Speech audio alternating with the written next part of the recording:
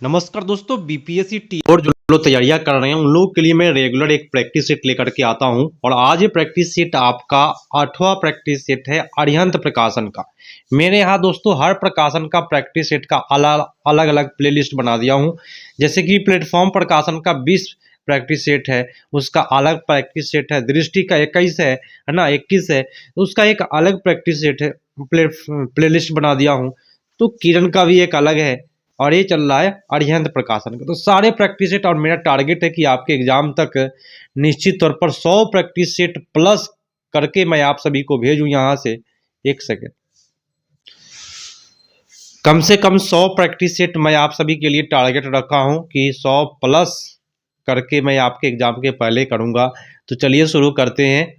Video शुरू करने से पहले सबसे पहले आप लोग एक लाइक कर दीजिए, और नए हैं तो सब्सक्राइब कर लीजिए और दोस्तों के पास भी शेयर कर दीजिए, क्योंकि मेरा जो टारगेट है ना वो एनसीईआरटी भी टारगेट है। 4:30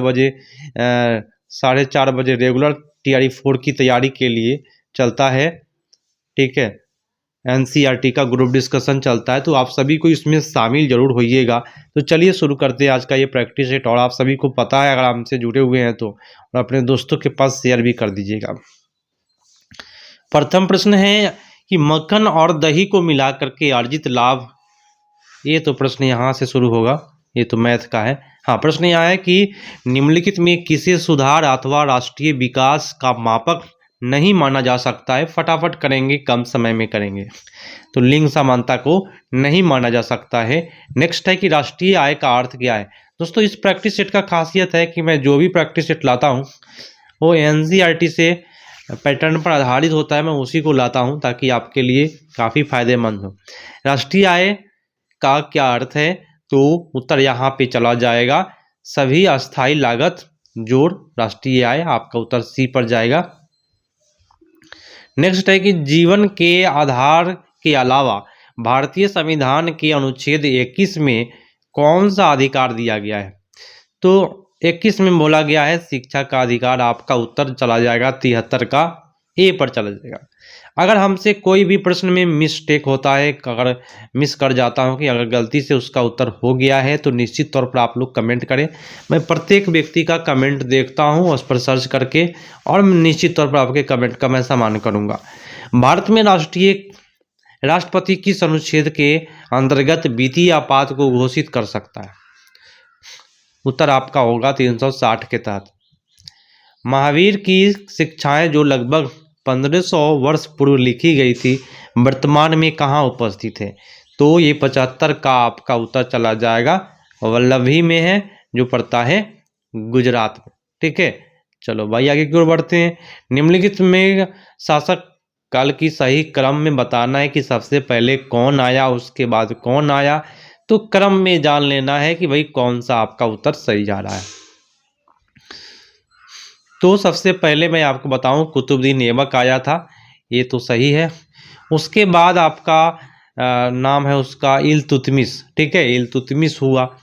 इल्तुतमिश के बाद रजिया सुल्तान, तब लास्ट में आपका बलबन का आगमन। तो यह आपका उत्तर नंबर डी पर चला जाएगा। आप सभी स्क्रीनशॉट ले सकते हैं।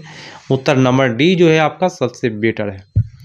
चलो भाई आगे की ओर बढ़ते हैं। काफ़ी मज़ेदार प्रैक्टिस सेट बनाया हुआ है। हर चीज़ को बोले तो जितने भी एग्ज़ाम हुए हैं टीआरई 1, 2, 3, है ना, जितने भी एग्ज़ाम हुए हैं सारे एग्ज़ाम के पैटर्न को देखते हुए बनाया हुआ सेट है, ठीक है। बहुत ऐसे प्रैक्टिस सेट होता है कि भाई पिछला वाला का पेज निकाल करके टीआरई 4 का लगा देता है लेवल, और रहता है क्वेश्चन वही। लेकिन ये सब जो प्रैक्टिस सेट बनते हैं वो काफ़ी बेटर हैं।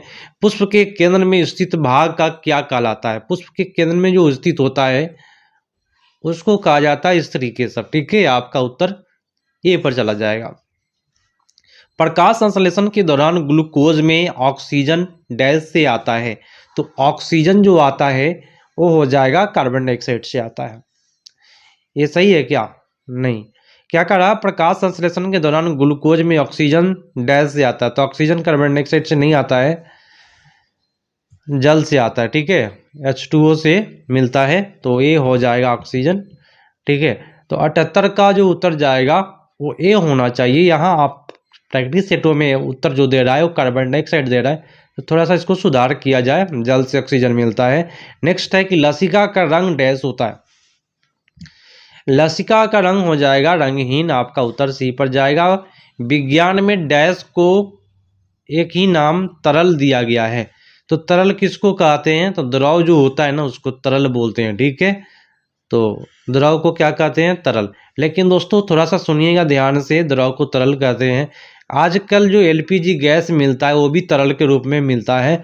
तो आजकल गैस को भी तरल के रूप में माना जा रहा है, इसलिए आपका उत्तर यहाँ सी पर चला जाएगा। तो प्रत्येक प्रश्न को मैं क्लियर करते चलूंगा ताकि कोई भी परेशानी दिक्कत नहीं हो।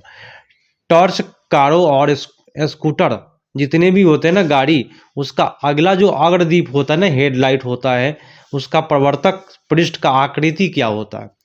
जितने भी गाड़ी की हेडलाइट होते हैं जहाँ से लाइट जलता है वो अवतल सतह होता है, याद रखिएगा। मार्को पोलो किस देश का निवासी था? तो मार्को पोलो जो था ना वो हो जाएगा इटली का निवासी था। उत्तर आपका डी पर जाएगा। आप सभी से मैं बार बार रिक्वेस्ट करता हूं कि यदि चैनल पर आप लोग नए हैं सब्सक्राइब कर लेना है, क्योंकि जो मेरा वीडियो है ना वो कभी भी डाला जाता है। तो उसके लिए अगर आपको चाहिए, प्रत्येक दिन आपको वीडियो चाहिए, तो आपको सब्सक्राइब करके बगल में एक घंटी है उस घंटी को देख लीजिएगा। अगर ऑल क्लिक है तो निश्चित तौर पर मेरा जितना भी वीडियो है आप सभी को मिलेगा। अगला है ब्लैक फॉरेस्ट एक बड़ी वनच्छादित पर्वत श्रृंखला है जो डैश में पाई जाती है। तो उत्तर आपका हो जाएगा जर्मनी में पाई जाती है ब्लैक फॉरेस्ट। चलिए अगला प्रश्न आपके सामने है कि अमरोहा के युद्ध में दिल्ली सल्तनत को किसके ऊपर विजय प्राप्त हुई? तो उत्तर यहाँ 84 का जो जाएगा वो सबसे मजेदार जाएगा, मंगोल सेना। नेक्स्ट है कि भारतीय संविधान के किस भाग में चुनाव पर अनुच्छेद है? देखिए चुनाव पर अनुच्छेद कौन सा है? तो 85 का जो उत्तर जाएगा अनुच्छेद ये हो जाएगा, भाग दिया हुआ है यहाँ पे, भाग 15 दिया हुआ है और अनुच्छेद पूछेगा तो अनुच्छेद 40 देना चाहिए। तो यहाँ आपका भाग 15 और अनुच्छेद 40 होना चाहिए चुनाव। नेक्स्ट है पंचायती राज, ठीक है। तो यहाँ आपका हो जाएगा ए सबसे बेटर होगा, 85 का उत्तर आपका ए पर जाएगा। क्लियर करते चलते हैं, इनमें कौन सा नेता नरमपंथी का है? तो नरमपंथी का इसमें दादा भाई नौरोजी हो जाएंगे। होम रूल लीग की स्थापना किसने की? होम रूल लीग की स्थापना आप सभी को पता है तिलक और एनी बेसेंट ने किया है। पूर्ण स्वराज की घोषणा के बाद प्रथम स्वतंत्रता दिवस कब मनाया गया? प्रथम स्वतंत्रता दिवस जो कांग्रेस पार्टी के द्वारा मनाया गया था 26 जनवरी 1930 ईस्वी को झंडा फहराया गया था, ठीक है। चलो भाई आगे की ओर बढ़ते हैं। भारत में प्रथम अंतरिम सरकार की स्थापना कब की गई? प्रथम एवं अंतरिम सरकार का जो स्थापना हुआ है भारत में 2 सितंबर 1946 ईस्वी को हुआ है। कौन सी पर्वत श्रेणी में दुनिया की दूसरी सबसे ऊंची चोटी केटू स्थित है? केटू कहाँ स्थित है? केटू हो जाएगा काराकोरम पर्वतमाला, ठीक है।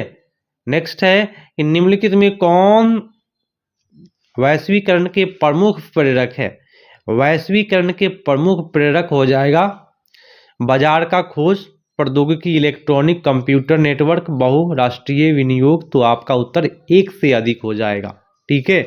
आगे की ओर बढ़ते भाई, कोई भी दिक्कत परेशानी अगर हो तो कमेंट जरूर करें, मैं सभी का कमेंट पढ़ता हूँ, ठीक है। काफ़ी लोग पूछते हैं कि सर क्लास कहाँ चलता है? तो क्लास नहीं है, जीडी का क्लास चलता है। जीडी का क्लास आपको मिल जाएगा 4:30 में चलता है रेगुलर, है ना, जिसमें एनसीईआरटी का जीडी का क्लास चलता है। अगला प्रश्न आपके सामने है कि बंगाल में स्वदेशी आंदोलन किसने प्रारंभ किया? तो बंगाल में प्रारंभ किए हैं स्वदेशी आंदोलन, यहाँ आपका उत्तर हो जाएगा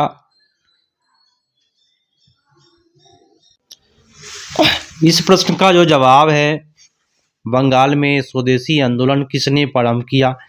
तो दोस्तों मैं आपको बताऊं, इसमें बंगाल में जब लॉर्ड कर्जन ने विभाजन किया उसके बाद स्वदेशी आंदोलन शुरू हुआ है। तो इसमें ऑप्शन हमको कोई भी दिखाई नहीं दे रहा है जो सही जा रहा है इसमें, तो इस ऑप्शन को हम छोड़ के चलेंगे क्योंकि बाल गंगाधर तिलक थे, बिपिन चंद्र पाल थे, तो इसमें आपका नहीं होगा कोई भी उत्तर। आप लोग इस प्रश्न का जवाब कमेंट में जरूर दीजिएगा कि आपका उत्तर कौन जा रहा है कि बंगाल में स्वदेशी आंदोलन किसने प्रारंभ किया। लॉर्ड कर्जन के द्वारा हुआ है बंगाल विभाजन की प्रक्रिया उसके समय में। आगे क्यों चलते हैं कि निम्नलिखित में कौन सी अणु संरचना में इलेक्ट्रॉन भागीदारी करते हैं। तो इलेक्ट्रॉन की भागीदारी आपका हो जाता है क्या, जल में। ठीक है, तो यह आपका उत्तर हो जाएगा जल। ठीक है, आगे क्यों चलते हैं। अगला प्रश्न है कि कार्बन की सहसंयोजकता कितनी होती है। तो कार्बन की सहसंयोजकता जो होती है वो 4 होती है। इस प्रकार से कार्बन आप लोग पढ़े होइएगा। नेक्स्ट है कि यहाँ शक्ति दिया हुआ है, प्रवाहित धारा I है, प्रतिरोध R है। इसमें आप लोग पढ़े होइएगा सूत्र में कैसे बनेगा।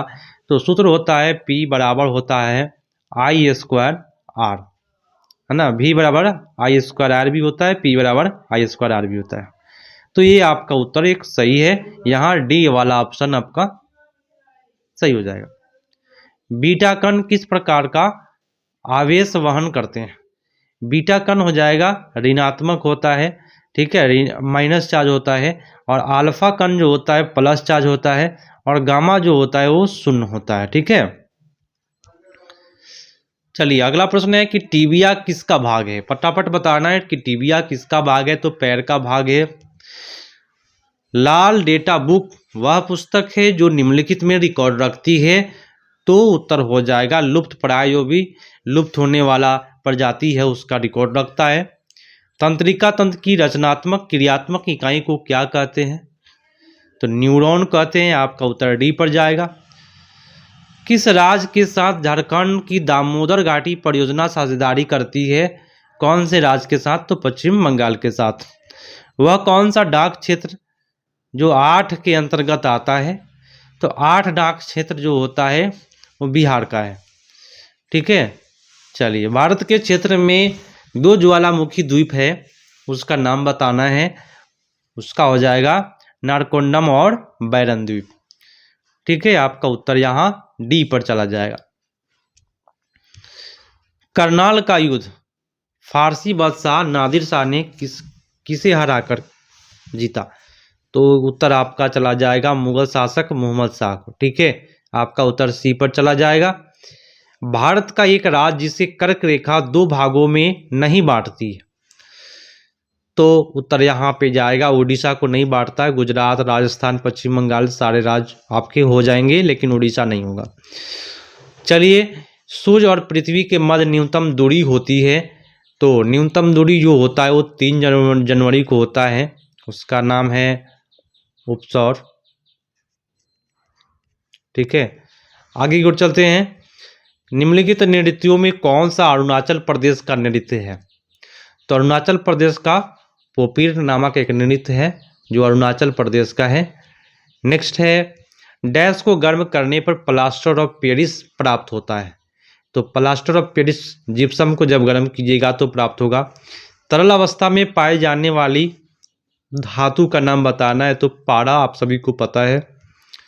न्यूट्रॉन की खोज किसने किया था। तो न्यूट्रॉन का खोज चैडविक ने किया है। उत्तर आपका बी पर चला जाएगा। नेक्स्ट है निम्नलिखित में घटकों में कौन जैव घटक नहीं, जैव घटक कौन है। तो इसमें बताना है कि पौधा, जंतु, मिट्टी में जैव घटक बताना है।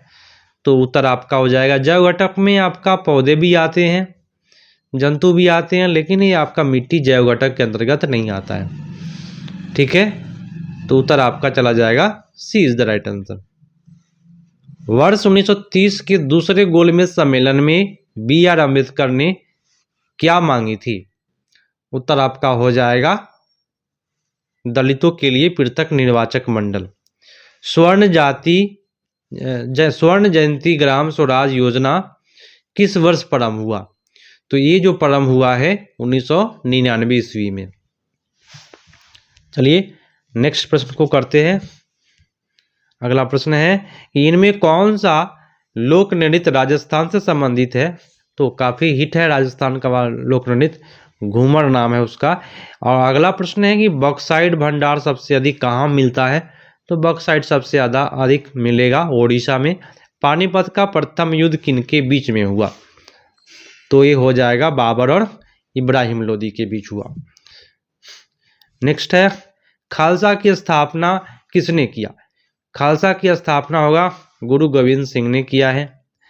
अगला प्रश्न है कि डॉक्टर एम.एस. स्वामीनाथन जुड़े हुए हैं, तो एम.एस. स्वामीनाथन हो जाएंगे आपका कृषि से जुड़े हुए हैं। चौरी चौरा घटना किस वर्ष हुआ? तो चौरी चौरा जो घटना हुआ है वो 1922 ईस्वी में हुआ है। अमेजन नदी किस महाद्वीप में स्थित है? तो अमेजन नदी हो जाएगा आपका दक्षिणी अमेरिका में स्थित है। उत्तर आपका ए पर चला जाएगा। फसल से जुड़ा हुआ उत्सव पुठारी किस जनजाति द्वारा मनाया जाता है? ये हो जाएगा कोडावा जनजाति के द्वारा मनाया जाता है। भारतीय प्रायद्वीप का कौन सा शहर 8 डिग्री 4 मिनट अक्षांश से निकट है? तो उत्तर आपका हो जाएगा कन्याकुमारी। ठीक है। नेक्स्ट है कि आवर्त सारणी के छठे आवर्त और समूह 4 का ए में कौन सा तत्व मिलता है? तो यहाँ उत्तर आपका चला जाएगा लेड, है ना। क्रम जो होता है उसका 82 है। उत्तर आपका यहाँ सी पर चला जाएगा। नेक्स्ट है कि किन ग्रहों की कक्षाओं के मध्य क्षुद्र ग्रहों की बेल्ट है? तो क्षुद्र ग्रह का बेल्ट आपको मंगल और बृहस्पति के बीच में मिलेगा। अगला है कि कौन सी मांसपेशी कर्णपट्टी की हड्डियों को जबड़े से जोड़ता है? ये काफी हिट प्रश्न है। उत्तर होगा मेसेटर।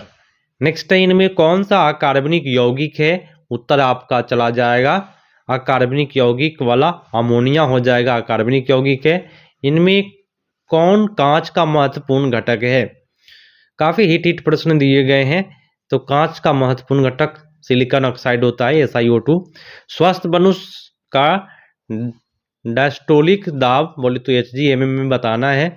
डायस्टोलिक कितना होता है, सिस्टोलिक कितना होता है? तो डायस्टोलिक दोस्तों 80 होता है, सिस्टोलिक 120 होता है।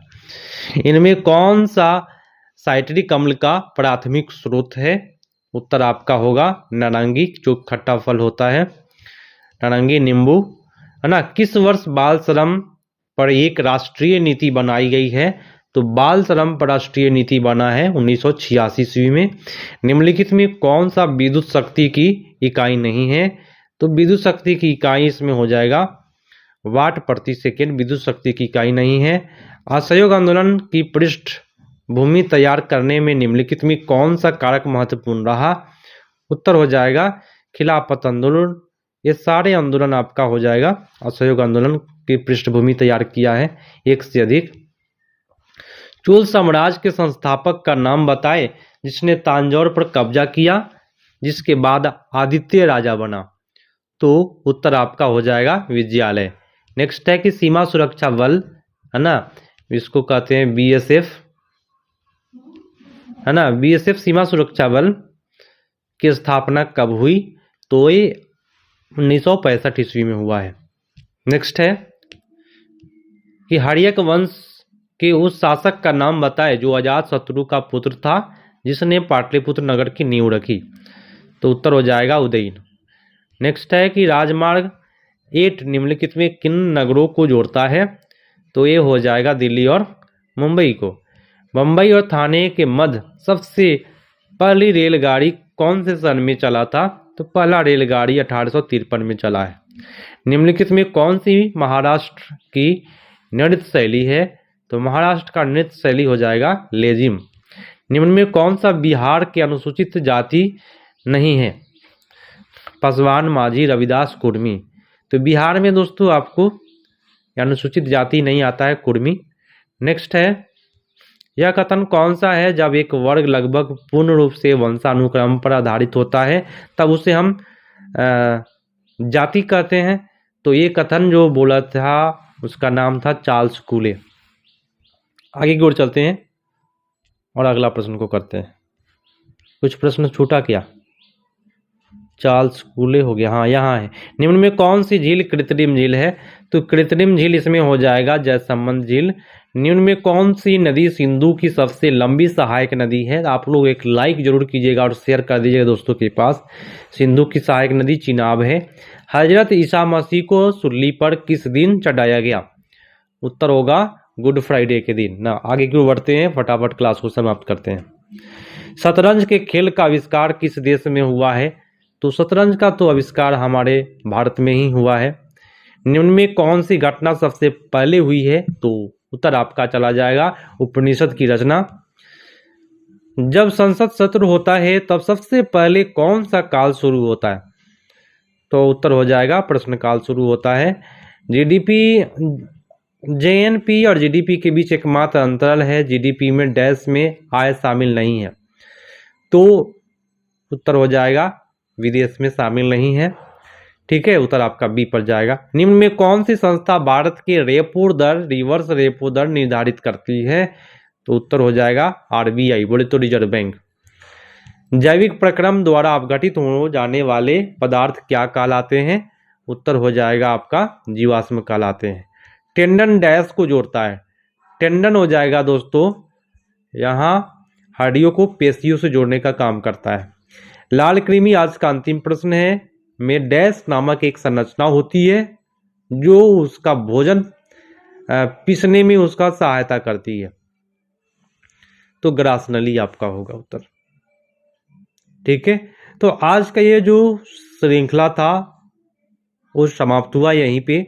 आप सभी को एक लाइक करके चलिएगा और अपने दोस्तों के पास इस वीडियो को शेयर कर दीजिए। 8वां प्रैक्टिस सेट है, मेरा टारगेट है कि 100+ प्रैक्टिस सेट हर प्रकाशन का जो आपके लिए अच्छा हो, बेटर हो, एनसीईआरटी से संबंधित हो, वो सभी मैं आप सभी को कराऊं। निश्चित तौर पर मैं आप लोग के लिए काफ़ी अच्छा मेहनत कर रहा हूँ। TRE 4 के लिए एनसीईआरटी भी मैं चला रहा हूँ, जीडी का क्लास, तो उसमें भी शामिल होइए। और सबका प्लेलिस्ट बना दिया हूँ अलग अलग। तो प्लेलिस्ट आपको निकालने नहीं आता है तो सीख जाइए यूट्यूब से कि प्लेलिस्ट किसी भी यूट्यूबर का प्लेलिस्ट में कैसे जाए। तो प्लेलिस्ट निकाल करके आप लोग वहाँ से तैयारियाँ अच्छे से कर सकते हैं। मिलते हैं नेक्स्ट अपडेट में, तब तक के लिए धन्यवाद। जय हिंद।